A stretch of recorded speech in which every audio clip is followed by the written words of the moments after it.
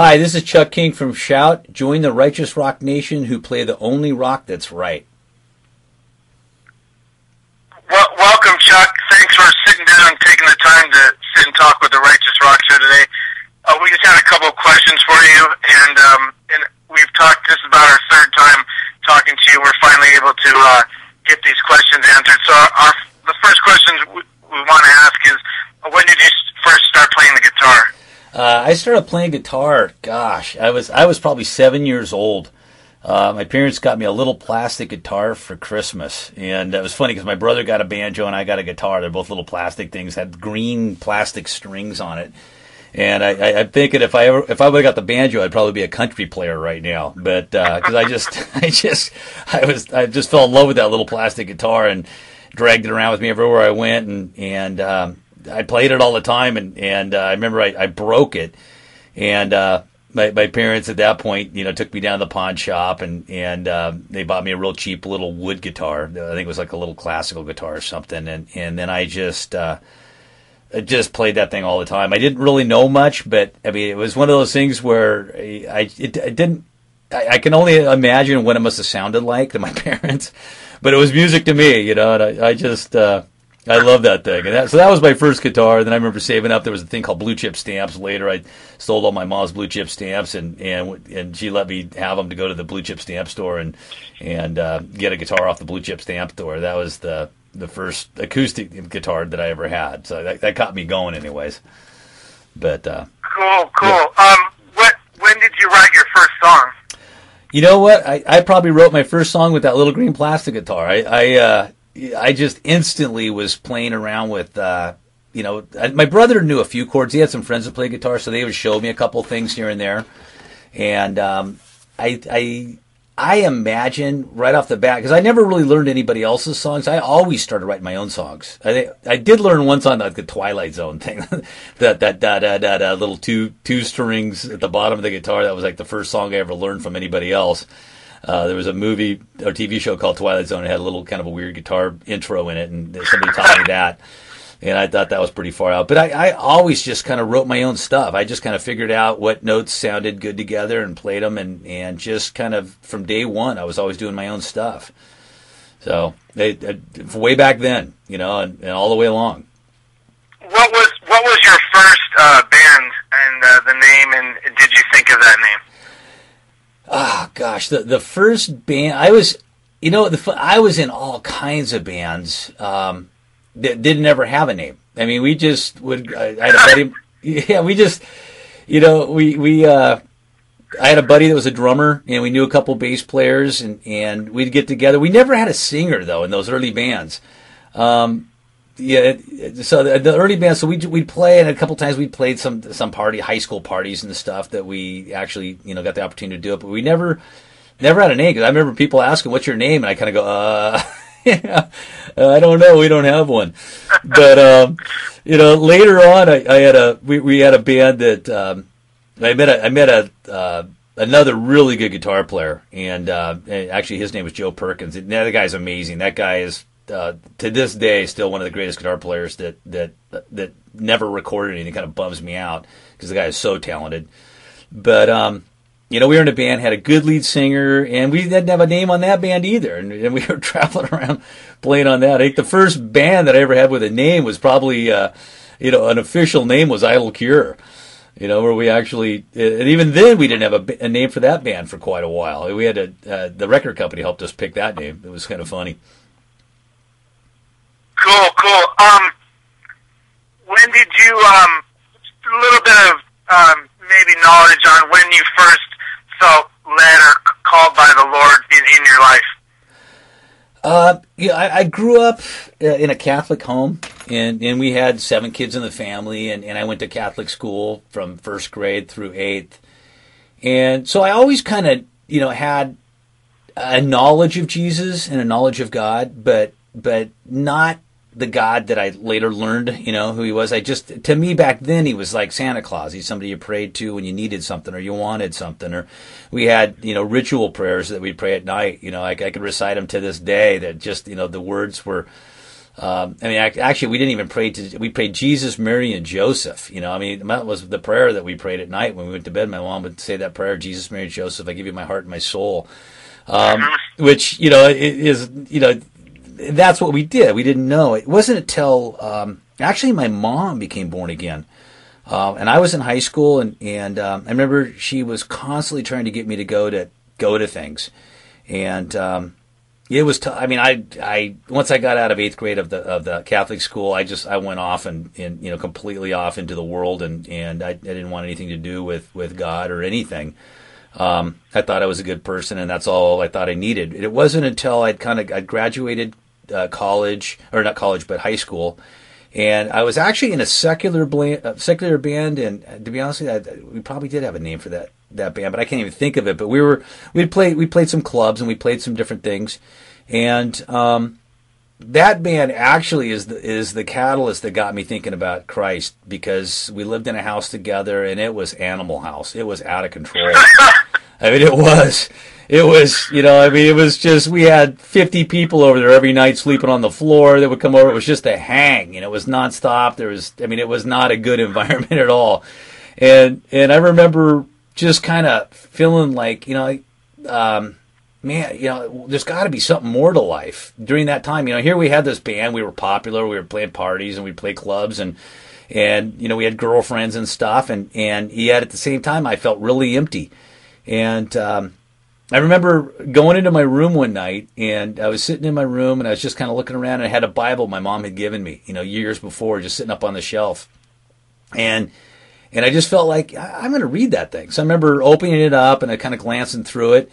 And yeah, I was kind of thinking of all the things. My mom had gotten me to go to a couple events with her where there were some people that were talking, you know, that did an altar call and were talking about Christ. And I was kind of thinking about that. And so I remember getting down on my knees and I go, God, if you're real, you know, if you're really real, you know, show me you're real. Say something to me. Tell me, you know, why am I so lonely in life? You know, I have all these friends and all this stuff going on in my life, and yet I'm lonely. You know, there's got to be something more to life than this. And I just go, show me. And the funny thing is, I kind of went off into a daze, and I was just kind of laying there. I started laying on my bed for a little bit, laying there, and the Bible was just kind of flopping around on the bed. And I remember all of a sudden I kind of went, oh yeah, you know. And I picked it up and I looked at it, and to this day I can't remember exactly what the line was, but the question I asked God was answered when I read that. The first thing that my eyes caught in the Bible was, it was the question that I had on my mind. God spoke to me right in that page. I read it and went, and it's just, you know, I got goosebumps. I had tears. I got down on my knees right then on the side of my bed, and I accepted Christ all by myself in my room in this house that, you know, there was total party going on the other end of the house, out of control. And that's when I accepted Christ. I did. My brother-in-law that I worked for, he was born again, and he had been sharing it with me, and other people had been sharing with me, but when I accepted the Lord, I did it alone in my room. And very interesting thing, though. That created havoc in that house, I tell you. I was not allowed to be a Christian in that house. You know, it was kind of a funny thing. My roommates had a serious problem with that. They weren't happy with me at all of a sudden. Yeah, that's the light versus darkness thing. It was very interesting. But go ahead. That's the definite testimony. That's awesome, and we're definitely thankful for that. And that just pretty much, I guess, would lead us into the next question. Would be when and how did you meet Ken? I was already in the band Idle Cure, and I'd been playing with those guys. We already had done our first album, and I kind of realized that at that time that Idle Cure wasn't the guys in the band. I mean, awesome bros, but not really wanting to go any further than just do it kind of as a hobby on the side at that point in time. And we had our record deal, and we had, you know, many things going for us. But Mark was in college, and he was getting his degree, and he had big plans of things that he wanted to do. And all the guys, you know, our keyboard player Pete had a family business with his dad, and they were just, you know, grooming him to take over that business. And so they all had very different goals. I was the only one that really wanted to go for it in music as a full-time ministry and a full-time, you know, just make my living at it and hopefully be out there in the mission field for Christ the whole time. And so I was kind of realizing that that I was going to need to do something else at some point in time if I wanted to do that, because these guys didn't have the same mindset at that time. But we were getting ready to play a concert, and I wanted to get a wireless guitar player, so I didn't have to have a cord hooked up to my amp. And I remember I was looking in this paper called The Recycler, and I saw a ad for one, and I called up the number, and it was Ken. And I didn't know at the time that he was a Christian or anything, but we seemed to hit it off on the phone. And he told me about the wireless device, and so I drove over to his house to go get it and met him there and started talking to him for a few minutes. And I asked him, I could tell he had long hair and he was into music. And I just asked him if he was in a band. He said, yeah. And I said, what was the name? And he said, Joshua. And I went, well, those are Christians in that band, right? And he goes, yeah. And I go, are you a Christian? He goes, yeah. And I went, wow, so am I. And it was just instant camaraderie. You and I have talked about it before. The instant that you both realize you have heaven in common and you have the Lord in common, and we just instantly hit it off, and we just hung out for about an hour and a half talking for that time. And then I said, well, let's go out to dinner. I want to, just get to know you, and so we went out to dinner probably about a week later, his wife and him and my wife and myself, and just became just close friends. And I heard Ken sing, and I was just blown away by his voice.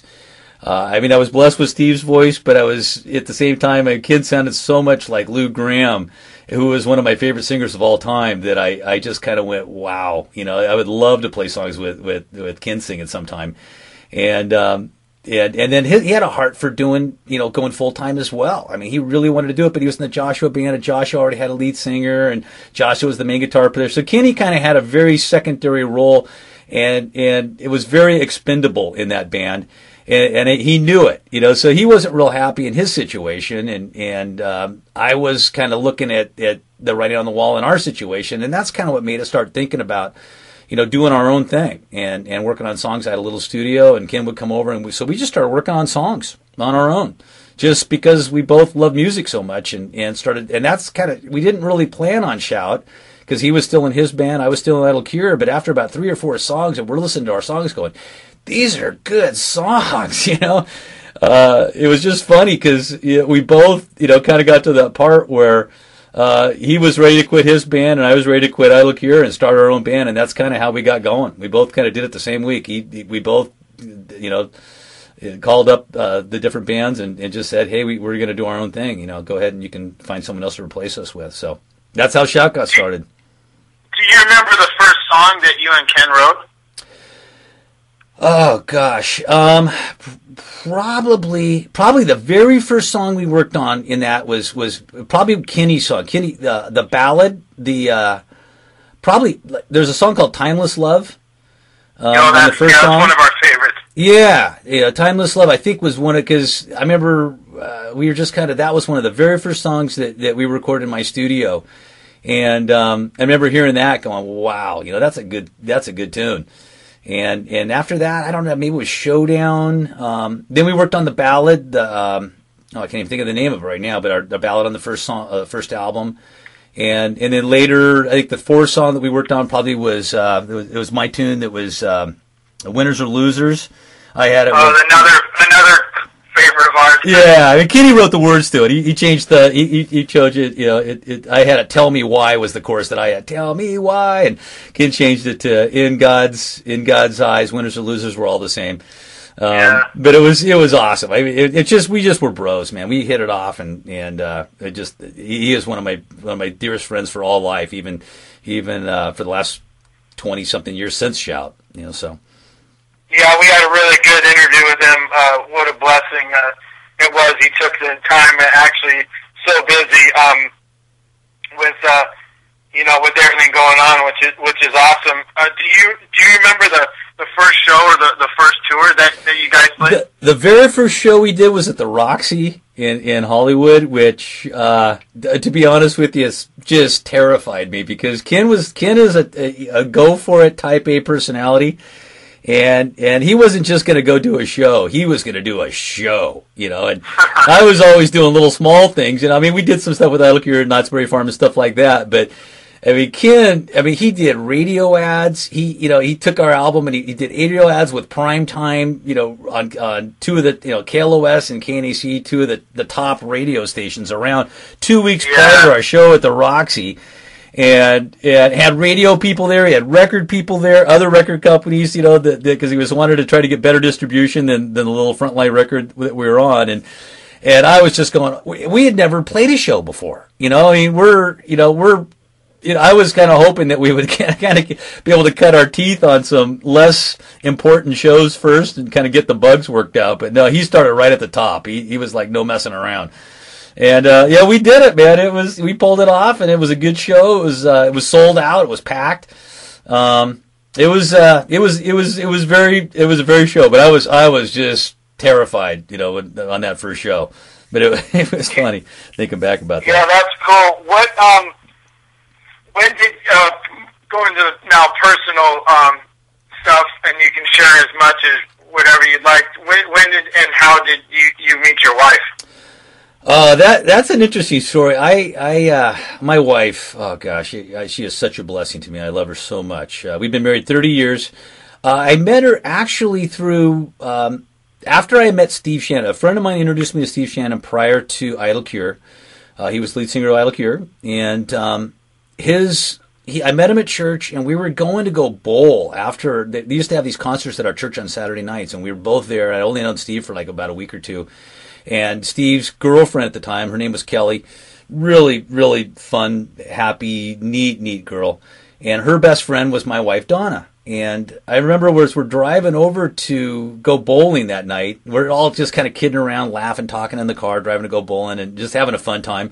And Kelly turns around and tells me, she goes, you have a girlfriend? And I go, no. She goes, I have the perfect girl. I'm going to set you up. And I'm like, what? She goes, my friend Donna. And she just started telling me all about Donna. And I was kind of going, well, you know, I kind of felt like, well, I don't really need to be set up, you know, and but at the same time, you know, I was totally, I've been praying that God would give me the wife of my dreams. I've been praying for a year for that. And, so it was a really interesting thing. And I mean, it kind of, there's a whole nother story. I could go into for an hour about that. A buddy of mine that was doing the Saturday night concerts had prayed a prayer with me, like, about a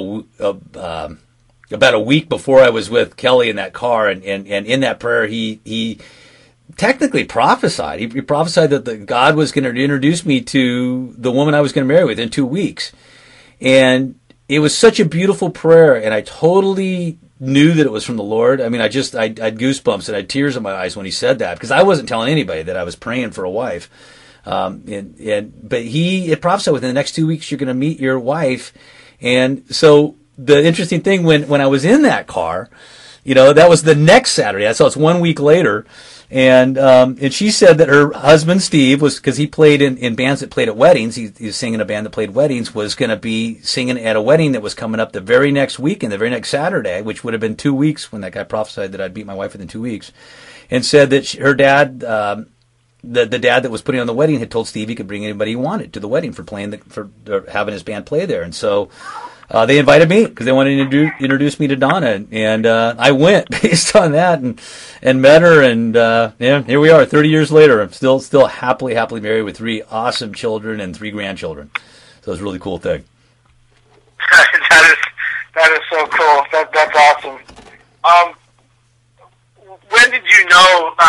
You know, it's been, I don't know, 20 years, I guess, pretty much since maybe the last album you recorded. Yeah. Does that sound about right? Yeah, it's about 21 years, yeah. When did you know that when did the Lord prompt you and Ken to know that it was time to do it again? You know, a while back, there was another album that we did, Shout Back, that came out, oh gosh, I don't know how many years ago, 10 years ago maybe, 11 years ago. Ken called me up kind of just out of the blue and asked me if I wanted to do another album about 10 years ago. And instantly I wanted to. I said, yeah, but I was super busy. I had my own company. I was doing contracting, building houses and stuff. And it just wasn't the right time. I tried to, I just couldn't do it. I couldn't do it. Ken ended up doing an album, but I had very little to do with it. And so nothing really happened there. He put it out as a Shout album. I played the rhythm on a couple of tracks, and that's about it. But had some ideas on a couple of those things that they can end up finishing the song. So it wasn't really a shout endeavor.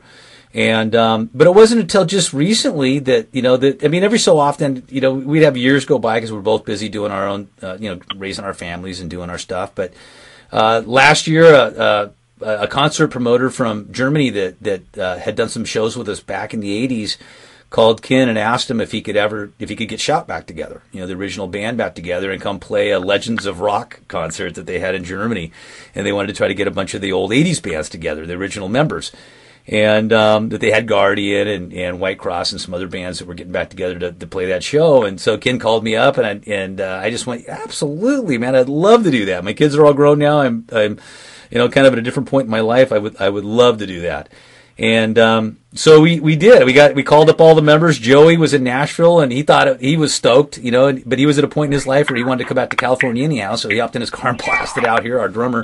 And Lauren, the bass player, he wanted to do it, and so we all got together and talked about it, and started getting ready for the show and get rehearsals. That it turned out Lauren couldn't do it, just work wise. He got a promotion just prior to about 2 months before we're getting ready to leave to go do the show, and it just took up all his time, and so he just said, I have to bow out. So we ended up using a different bass player, Scott Stewart, really neat brother in the Lord that plays bass at our church on Sundays, and just a pro player all the way. And so we had him kind of became our new bass player. So that's got the Joey, me, and Ken, and Scott is the new Shout band. And that concert got us back together, got us thinking, hey, let's do an album. That was fun. Let's do an album and see if God can still use us. So we're working on some more music right now, and Lord willing, we'll have something out hopefully, midsummer or whenever we can ever get it done. So we'll see. Lord's, and that's been going well. The whole process is just like kind of riding the bike, I guess. Yeah. It's just it took some time because we're not going to another person's recording. I have a studio here at my house, and I ended up radically upgrading my equipment to do this album. So there's a learning curve in trying to learn how to use it and use because it's all computer based, all some pretty good stuff, but there's definitely a learning curve. It took me, several months to figure this thing out to where I can, use it halfway decent. So there has been some lag time in doing that. But we're getting there. And I think now I've got it. So I'm kind of blasting through stuff now. And then I get the drummer over here, get Joey over here after I kind of got some basic tracks down, then he lays down his parts, and I'll get Scotty over here and lay some scratch tracks down, and so we're chipping away. We got about 3 or 4 tunes that we're working on. Nothing finished yet, but 3 or 4 tunes that we're working on. And I got probably 15 or 20 that I'd like to do, and I'm sure Kenny's probably got 50 or 100 that he'd like to do. So yeah, it'll be interesting. No one's going to know what this album's going to be like until it's done. That's for sure. We'll probably have 20 songs that we put together and pull 14 of them out. So it'll be interesting to see what it turns out like. That's great. We're so thankful for that too. That God's really putting in another log on that fire that was started way back when, because we know that it is so relevant today, just as it was 20 plus years ago. And we're extremely thankful for you taking the time out of your schedule to do this interview with us. Is there anything else that you want to add, or? You know what? Talking with you, because we talked a little bit. Nobody can hear on this interview, but we talked for quite a while this morning prior to this interview. But I just want to let everybody know that the Righteous Rock Show, the person behind that, I don't think he wants me to tell him his name, but is a right on brother in the Lord and totally dedicated to spreading Jesus in his life and through his ministry of this show. And I'm blessed to be part of it. I'm blessed to be talking to him right now, talking to you right now. And I know God's going to use you radically to be a force in these last days of just sharing Christ with people and helping, the people that love hard rock music and just in the music that you play to know that that's okay, and Jesus loves them, and you're given an opportunity for bands like us that are kind of had our heyday back in the 80s to be heard again, And we're blessed by your show, and we just want to let you know that we support you wholly, and we are totally just praying that God just blesses your socks off and opens doors for you and your show, and just nothing but good stuff happens, and we're blessed by it. Thank you, man. Yeah, we really appreciate it. Again, thanks for sitting down. We can't wait to hear that new album when it's ready. Thanks again, Chuck King, for your time. And we will. We hope to have more in the future. All right, Tony. God bless you and the Righteous Rock Show, man. We thank you very much. Take care, man. Thanks.